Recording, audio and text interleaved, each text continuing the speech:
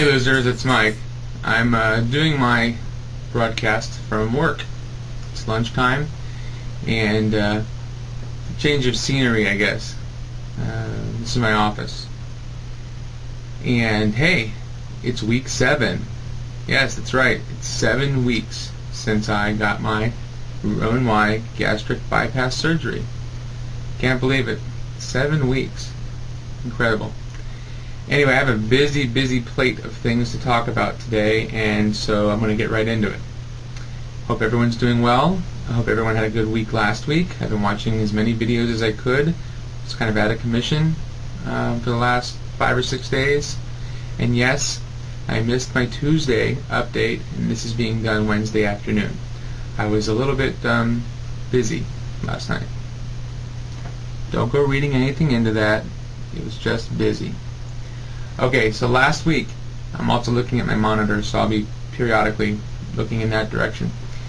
Last week, I was 305.6. And this week, I weighed yesterday, I was, oh yeah, Twosville, baby, 299.6. I am under 300 pounds. That's a 6-pound loss for the week. Incredible. Twosville. Who could have guessed in 7 weeks I'd be under 300 pounds for the first time in 9 years. First time in 9 years that I've been under 300 pounds. I'm ecstatic. It is awesome sauce. It really is. Alright, so next thing I want to talk about is, I want to address Christy's video, the latest video that she posted about eggs.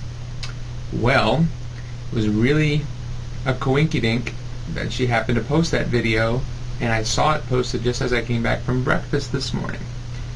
Every day at work I spend $1.46, like I've said before, and I get 1 egg, 1 slice of cheese, and 1 either bacon or sausage, and I mix it up in a scramble, or they do it for me, of course, and I eat it. And I've had no problems with it at all. I eat it at home. Eggs haven't been a problem.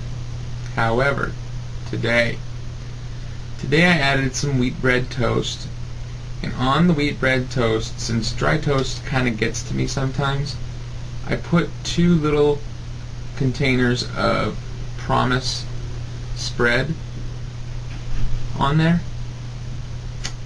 I had about 3 bites of the eggs and 4 bites of the toast, and I felt wretched. Now normally I get that tight chest feeling and I just ignore it. I say, you know what, I'm going to grin, I'm going to bear it, I couldn't. I got up, I ran to the bathroom, and up it came. That's the first time I've thrown up since I've had surgery. It's kind of a double-edged sword. It was very uncomfortable.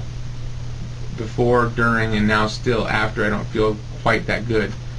But I'm glad it happened, because I was really worried, what would it be like when I do have to eventually throw something up? And let me tell you, I now know 100% how you guys feel. That was awful. So Christy, I'm sorry you can really never eat eggs, or at least not right now. But now I'm worried, because that was like a good source of protein for me. I really hope it was the Promise spread. If you've had any experience with spreads, things that aren't butter, please put a comment down below and let me know if you have some healthy alternatives for us to try. And if not, just stick with butter, since it's the most natural of all the spreads. Excuse me. Okay, a lot of people asked about how the date went from last Thursday. It was a date, and I hope to have many other dates with that person, perhaps with other people. It's different now. Dating and the whole dating experience post-op is shaping up to be very interesting. I went to a convention this weekend. It was Friday through Monday, and I stayed at the hotel there, and people I usually only see once a year at that convention were there, and it's just weird.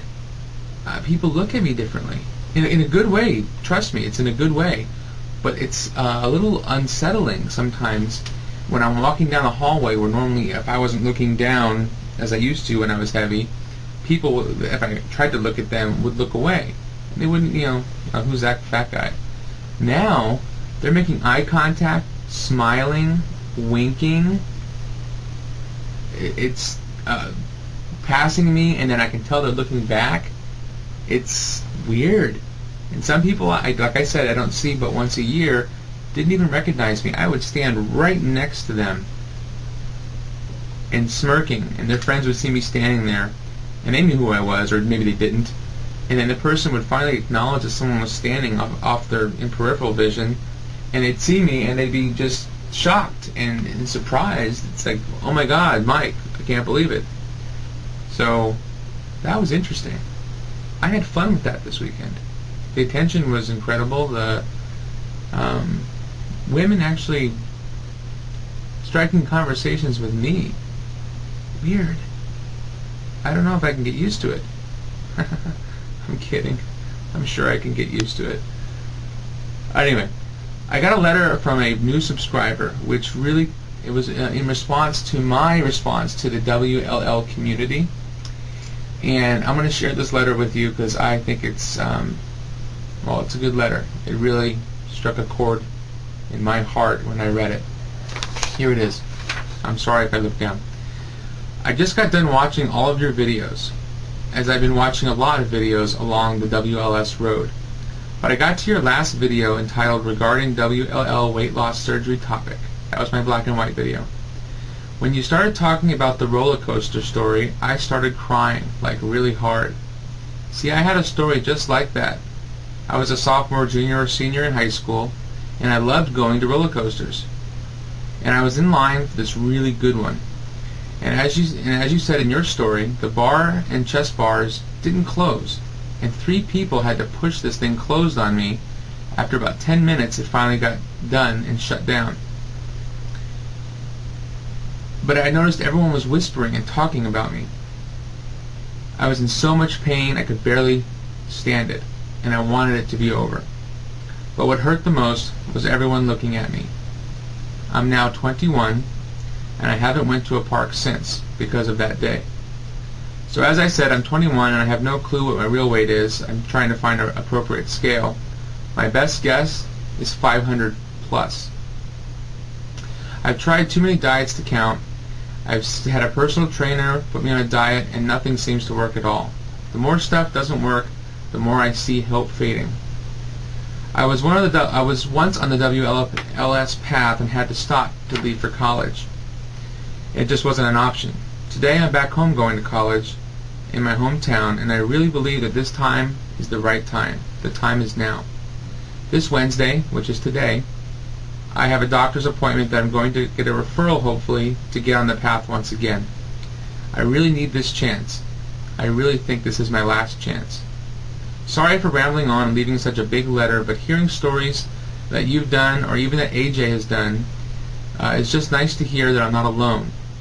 I know it's dumb to think that we're alone, but sometimes you can't help that. I'm going to stop now. I think this has gone on long enough for a random letter. I really hope your date went well or will go well.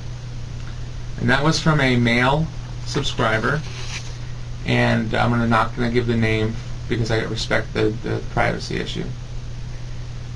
Wow, that was incredible. It's nice to know that my purpose for being here is to help one person at a time, and I'm glad I can help that person, and I wish them all the best. Lastly, but certainly not least, I want to address something that Katie July just recently posted about me coming to Pennsylvania, and many others have said, hey, you got to come. And I am deeply and woefully sorry and uber disappointed, but I am not going to be able to make Pennsylvania. It just isn't in the cards financially.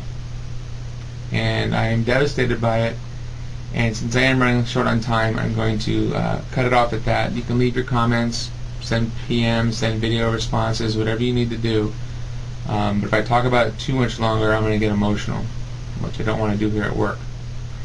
So anyway, I really regret that. A lot of things happening for me, but Until next time, guys. Till next week. Have a good week. And hasta la pasta.